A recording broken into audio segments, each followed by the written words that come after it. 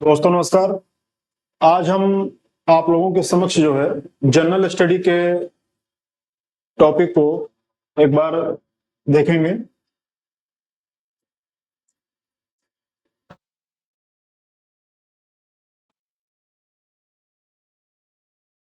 सामान्य अध्ययन।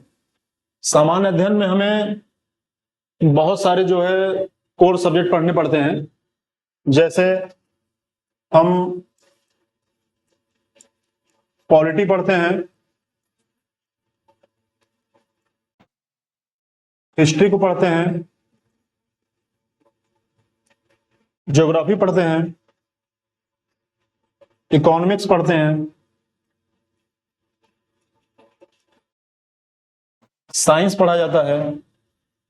यदि आप यूपी में परीक्षा देंगे तो आपको यूपी स्पेशल भी पढ़ना पड़ेगा। और इसके अलावा आपको करंट अफेयर्स और लास्ट में मिसलेनियस जो कहीं नहीं है वो भी आपको पढ़ना पड़ेगा। हाँ, एक टॉपिक है और पर्यावरण, एनवायरमेंटल साइंस, ये पढ़ना पड़ेगा। तो आज से शुरू कर रहे हैं। हम सबसे पहले शुरुआत करेंगे भारतीय राज्य व्यवस्था से।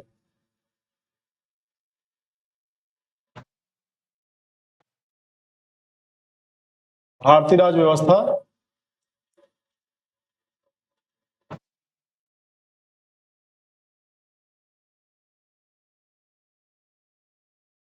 व संविधान।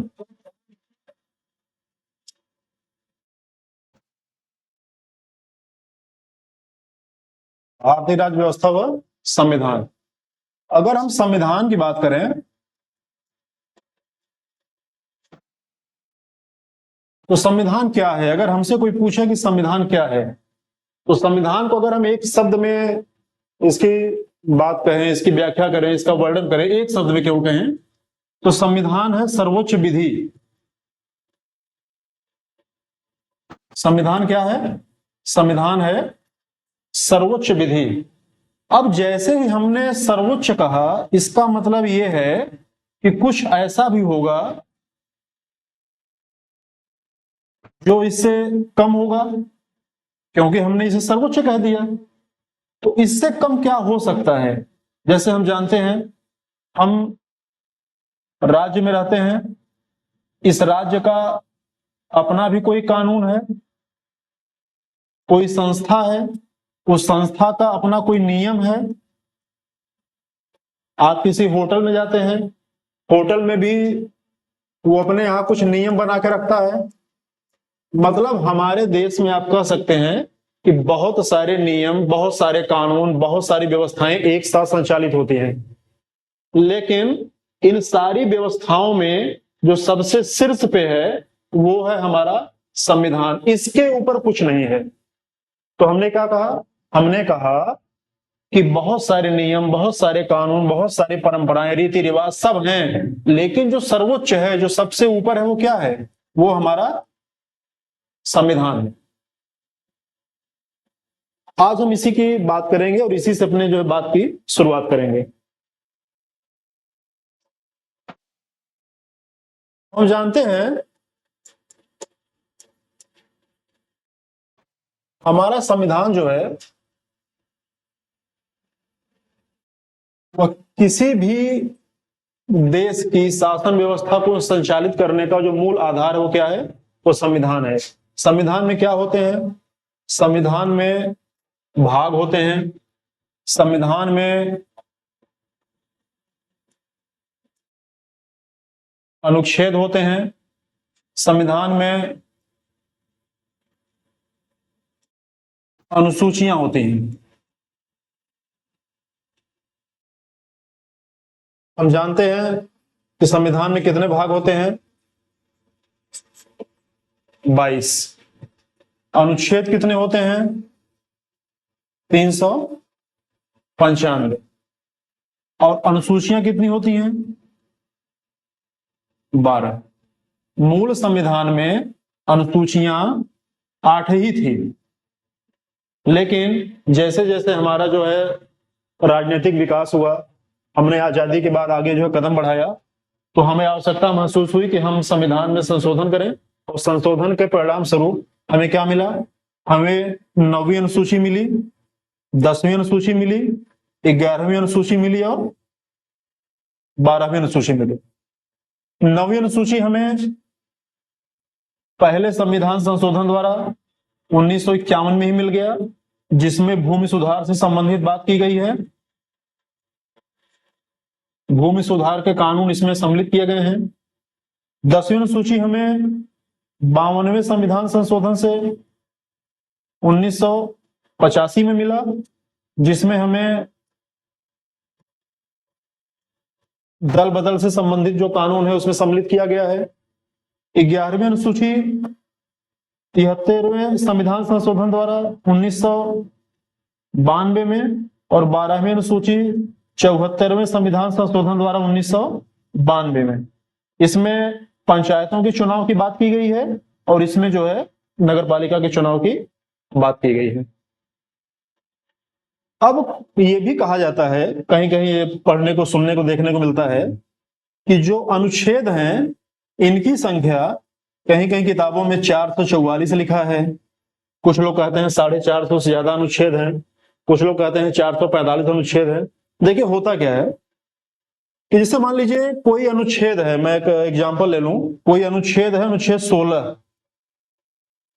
अब इस अनुच्छेद 16 के 6 पार्ट हैं, 16(1), 16(2), 16(3), 16(4), 16(5) और 16(6). अब कुछ लोग इसे 6 अनुच्छेद मानते हैं, ऐसा नहीं है, इसे हम एक ही मानेंगे, ये इसके पार्ट हैं। अब इसको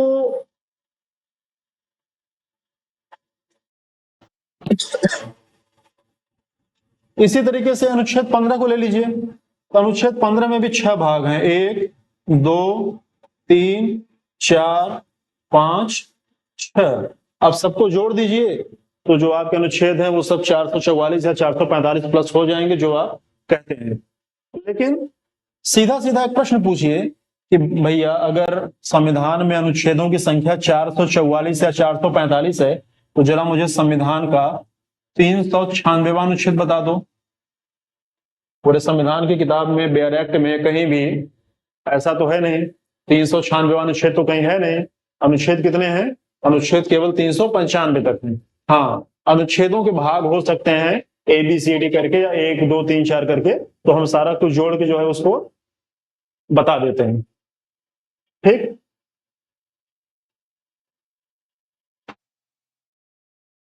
आज हम शुरुआत करेंगे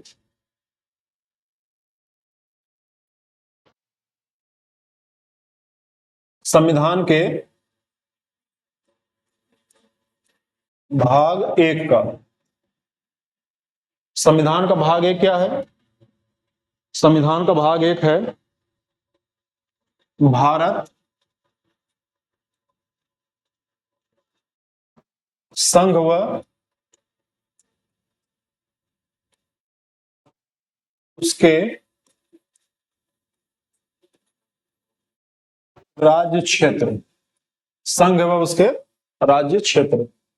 तो परीक्षा में पहला प्रश्न यहीं से बन सकता है कि भाग 1 किस अनुच्छेद से किस अनुच्छेद तक है, और भाग 1 का नाम क्या है? तो नाम ये है संघ व उसके राज्य क्षेत्र। अनुच्छेद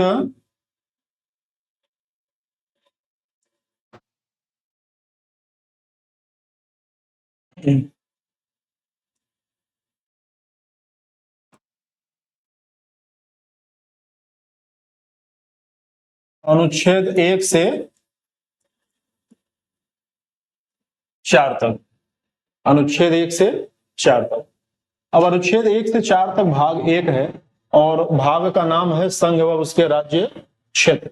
अब देखिए, अगर हम इसको देखें, अनुच्छेद 1, अनुच्छेद 2, अनुच्छेद 3 और अनुच्छेद 4, अगर हम इसकी बात करें कि ये है क्या, तो अनुच्छेद 1 में क्या है?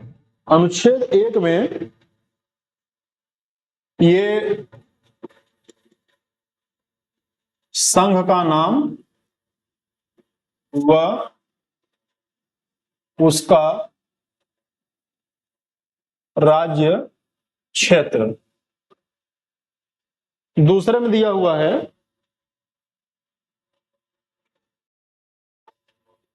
नए राज्यों का प्रवेश, नए राज्यों का प्रवेश। तीसरे अनुच्छेद में दिया हुआ है नए राज्यों का निर्माण। और अनुच्छेद 4 में दिया हुआ है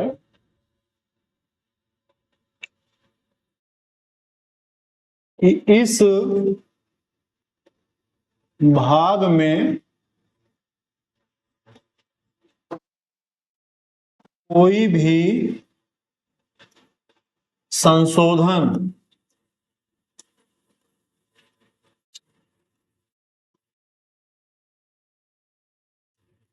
संविधान संशोधन नहीं माना जाएगा।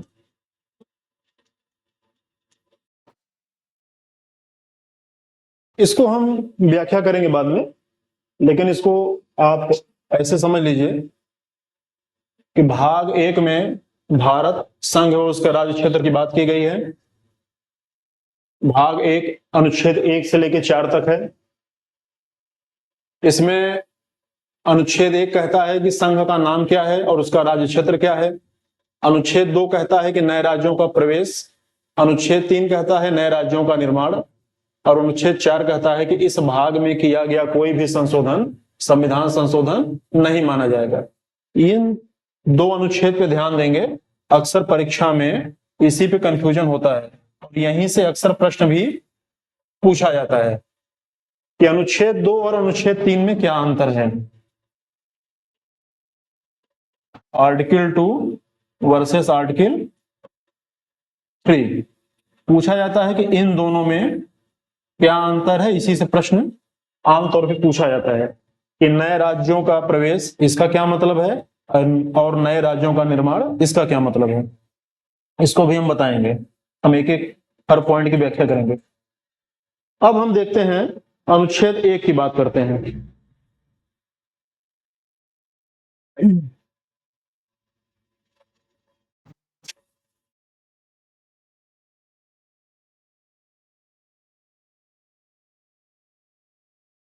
अनुच्छेद 1, अनुच्छेद 1 कहता है India that is Bharat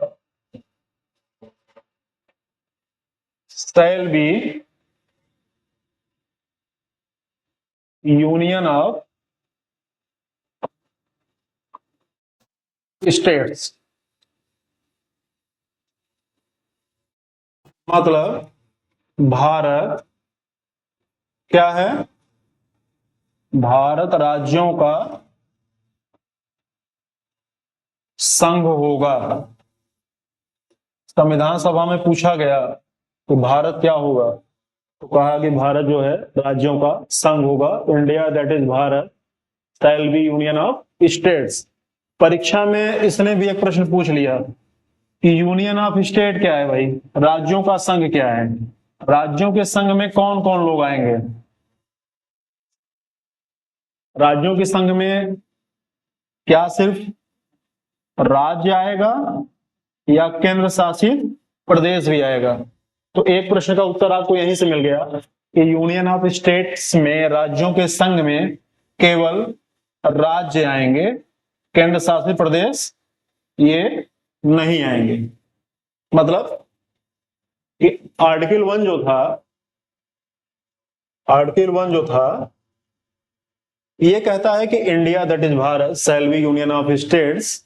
union of states का मतलब है, हम स्टेट्स का क्या मतलब समझें, तो स्टेट्स का मतलब स्टेट्स है, यूटी नहीं है, इस बात का ध्यान रखें। अब बात होती है कि इसको समझेंगे ये क्या है। ऐसा इसके पीछे का तर्क क्या है, क्यों ऐसा कहा गया होगा? तो देखिए, एक होता है अगर हम अमेरिका और भारत से तुलना करें तो हम इसको अच्छे से समझ पाएंगे कि दोनों में क्या फर्क है। अमेरिका की जो व्यवस्था है, फेडरेशन ऑफ स्टेट है, फेडरेशन ऑफ स्टेट है। और इंडिया क्या है? इंडिया यूनियन ऑफ स्टेट्स है। देखो है क्या, दोनों में फर्क क्या है? अमेरिका में शुरुआत में 13 स्वतंत्र राज्य थे और इन्होंने मिलके एक अपना संघ बनाया, दोनों साथ में आए और अपना संघ बनाया। तो हम कहते हैं कि जो अमेरिका का फेडरेशन ऑफ स्टेट्स का जो कॉन्सेप्ट है, ये कमिंग टुगेदर का मॉडल है।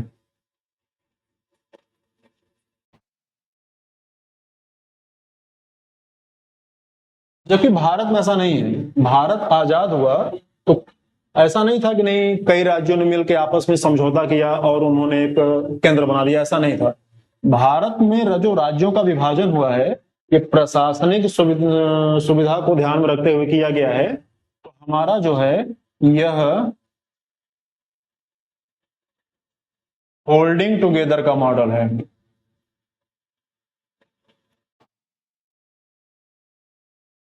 तीसरी बात जो आती है, हमने कहा कि 13 राज्यों ने मिलके वो समझौता किया और एक अपने लिए संघ बनाया, यूनियन बनाया, फेडरेशन बनाया। तो जब समझौता किया तो हम कहेंगे जो यूएसए का फेडरेशन ऑफ स्टेट्स का जो मॉडल है, यह समझौते का परिणाम है। ये क्या है? समझौते का परिणाम है। जबकि यहां पे जो हमारा संघ है और जो राज्य है, इनके मध्य में कोई समझौता नहीं हुआ है। तो हमारा जो यूनियन ऑफ स्टेट्स है, यह किसी समझौते का परिणाम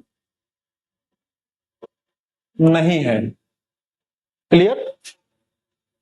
अब अगर कई राज्य मिलके एक संघ बनाते हैं तो क्या है, क्या राज्यों को संघ से अलग होने का अधिकार है? तो फेडरेशन ऑफ स्टेट में तो है। अगर साथ में मिलके कोई यूनियन बनाया है, कोई एक संघ बनाया है, उसे जो है संघ से अलग होने का भी अधिकार है। तो हम लिखेंगे राज्यों को संघ से अलग होने का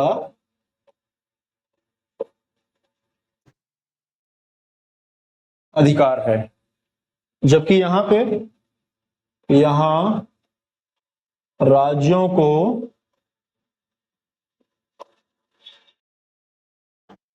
संघ से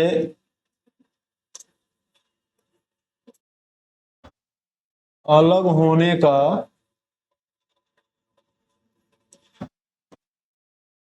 अधिकार नहीं है।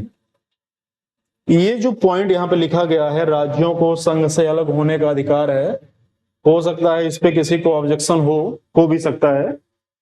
देखिए टेक्निकली तो ये है, अगर चार लोग मिलके कोई यूनियन बनाते हैं, कोई फेडरेशन बनाते हैं, कोई संगठन बनाते हैं, तो चार लोगों में से किसी को भी उस संघ से निकलने का अधिकार तो है। तो ये टेक्निकली तो ये सही है कि हाँ अधिकार है, लेकिन प्रैक्टिकली ऐसा पॉसिबल नहीं है।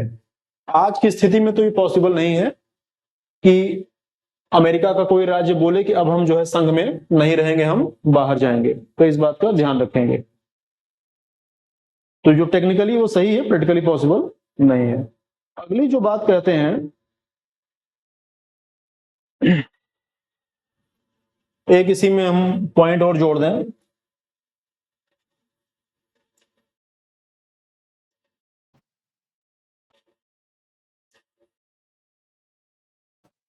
अमेरिका का जो फेडरेशन ऑफ स्टेट है, इसे अगर हम एक शब्द में डिफाइन करें तो हम कहेंगे कि यह अविनाशी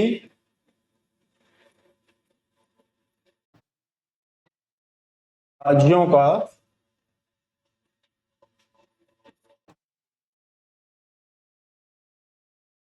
अविनाशी संघ है। जबकि इंडिया की स्थिति में हम क्या कह सकते हैं कि यह विनाशी राज्यों का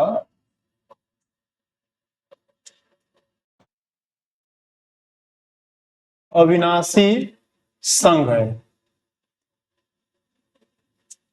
देखिए, ये अविनाशी और यहां पे अविनाशी, यहां पे विनाशी, यहां पे अविनाशी। देखिए दोनों का मतलब क्या है। मतलब ये है कि अमेरिका के केस में राज्यों का जो अस्तित्व होगा उसे हम नष्ट नहीं कर सकते। राज्यों का अस्तित्व हम नष्ट नहीं कर सकते। हम उसकी सीमा में परिवर्तन नहीं कर सकते। हम उसके आकार में परिवर्तन नहीं कर सकते। हम उसकी भौगोलिक स्थिति को नहीं बदल सकते। ये हम उसका अस्तित्व नहीं समाप्त कर सकते। तो ये क्या है? ये अविनाशी राज्य का कॉन्सेप्ट है। और जब अविनाशी राज्यों ने मिलकर एक संघ बना लिया है तो हम कहेंगे कि अब यह संघ भी प्रैक्टिकली तो ब्रेक नहीं हो सकता, इसलिए हमने उसके संघ को अविनाशी संघ कहा। क्लियर? भारत के केस में ऐसा नहीं है। भारत में राज्यों का अपना स्वतंत्र कोई अस्तित्व नहीं है। जैसे भारत में एक राज्य हुआ करता था उत्तर प्रदेश। सन 2000 में दो राज्यों में बंट गया। एक हो गया उत्तर प्रदेश, एक हो गया उत्तरांचल, जिसे बाद में उत्तराखंड नाम उसका बदल दिया गया। तो इसका क्या मतलब है? अगर यहां भी अमेरिका वाली स्थिति होती तो हम उत्तर प्रदेश की सीमा में परिवर्तन नहीं कर पाते, लेकिन हमने किया। हमने उत्तर प्रदेश से दो राज्य बनाया, हमने उसकी सीमा में परिवर्तन किया, हमने उसकी भौगोलिक स्थिति में परिवर्तन किया, तो हम कर सकते हैं। तो यहाँ पे राज्यों का जो विभाजन हुआ है वह प्रशासनिक सुविधा को ध्यान रखते हुए वो किया गया है। और अविनाशी संघ, ये बिल्कुल सही बात है कि जो भारत है और भारत का जो संघ है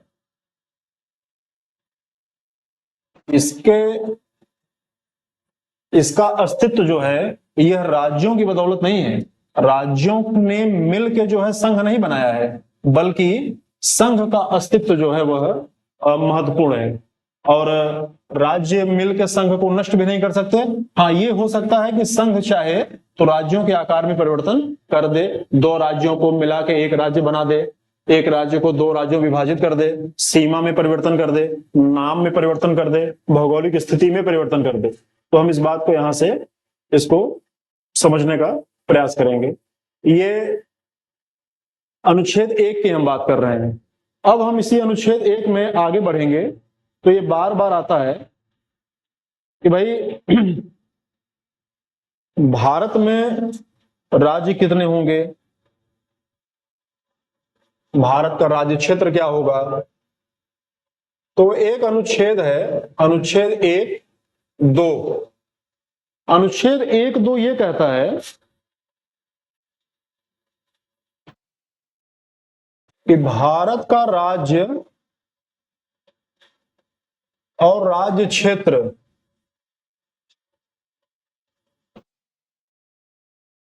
वही होगा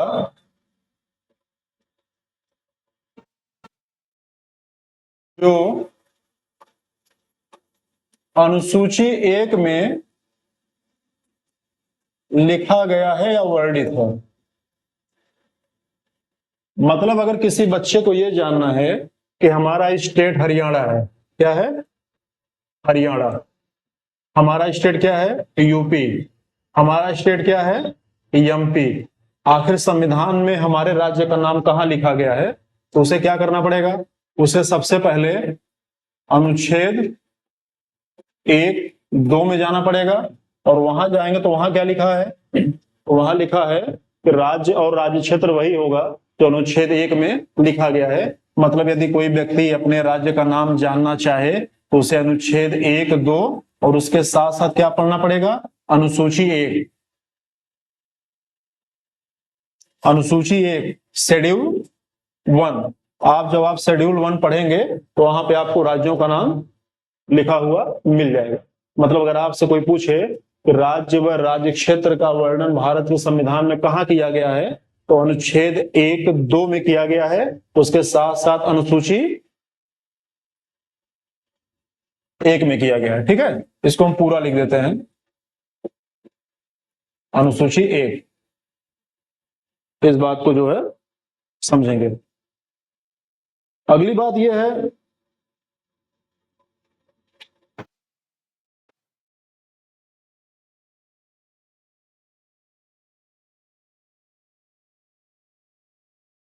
कि हम राज्य क्षेत्र किसे कहेंगे।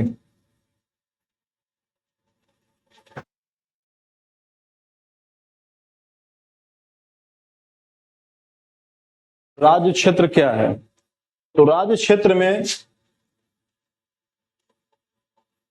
राज्य भी आएगा,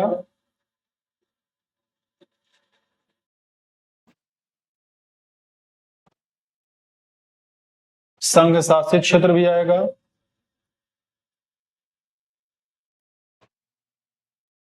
और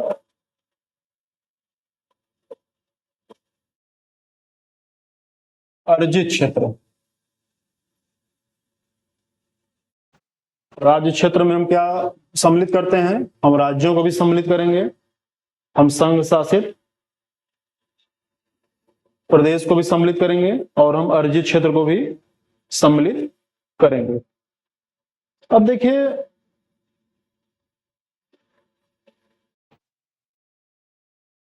इसका क्या मतलब है। इसका मतलब यह है, जैसे वर्तमान स्थिति देख लीजिए, भारत में कितने राज्य हैं, 28। संघ शासित प्रदेश कितने हैं, 8। तो ये तो हम समझते हैं। ये अर्जित क्षेत्र क्या है, अर्जित क्षेत्र वो क्षेत्र है जैसे भविष्य में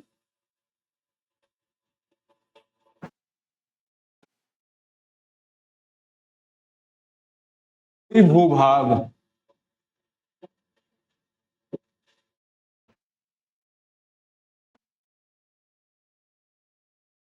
यदि भारत में शामिल हो,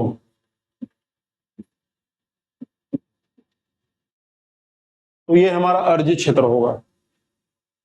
जैसे अगर कोई कहे कि हम 6 महीने बाद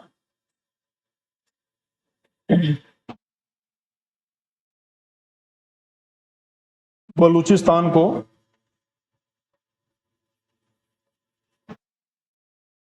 कि हम 6 महीने बाद बलूचिस्तान को भारत में सम्मिलित करा देंगे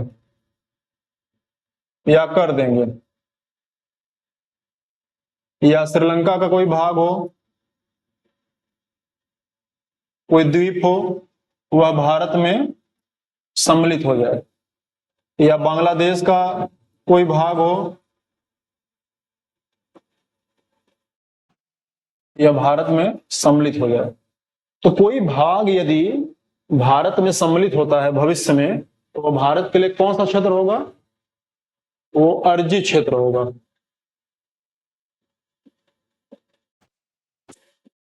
एक्वायर्ड रीजन, अर्जित क्षेत्र। अब यहां पे बात आती है कि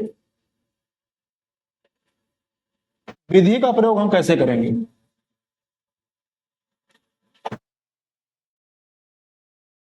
तो हमारे पास 3 क्षेत्र हो गए। एक क्षेत्र हो गया जिसे हम राज्य कह रहे हैं, एक क्षेत्र हो गया जिसे हम संघ शासित प्रदेश कह रहे हैं, और एक क्षेत्र जिसे हम कह रहे हैं कि अर्जित क्षेत्र। क्लियर। तो यदि राज्य होगा तो राज्यों में संघ सरकार का कानून भी काम करेगा, संघ की विधि भी काम करेगी। राज्यों में राज्य सरकार की विधि भी काम करेगी। मतलब किसी भी राज्य में यदि आप निवास कर रहे हैं तो आप पे केंद्र सरकार का कानून भी लागू होगा, आप पे राज्य सरकार का कानून भी लागू होगा। लेकिन यदि कोई संघ शासित प्रदेश है, कोई यूटी है, कोई यूनियन टेरिटरी है, तो इस पे केवल संघ सरकार की विधि प्रभावी होगी।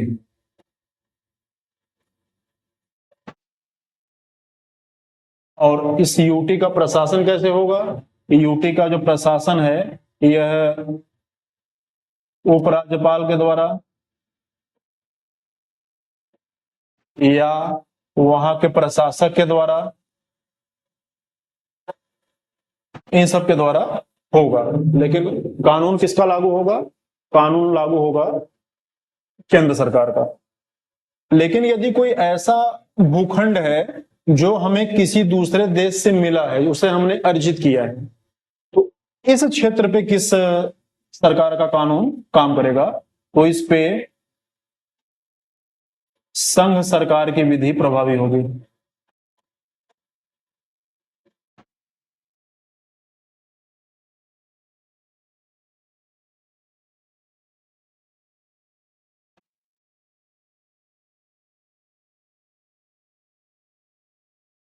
इसको एक बार और समझ लीजिए कि भारत के जो राज्य क्षेत्र हैं उनके कितने भाग हैं? तो उसके 3 भाग हैं, राज्य, संघ शासित प्रदेश और अर्जित क्षेत्र।